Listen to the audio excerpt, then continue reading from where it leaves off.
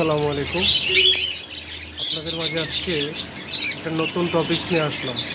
বাজিগার পাখির যখন বাচ্চার বয়স 7 থেকে 10 দিন হবে, তখন মেল পাখিটা যদি দেখেন যে ফিমেল পাখিটাকে মারতেছে, তখন মেল পাখিটা সরাই দিবেন।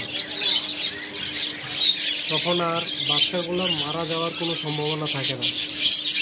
এই যে দেখেন, আমি সরাই দিচ্ছি নিচে একটা হাঁড়ি দিয়ে।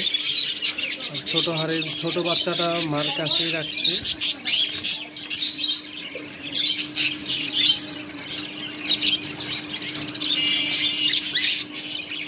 মাশাআল্লাহ 4টা বাচ্চা হয়েছে।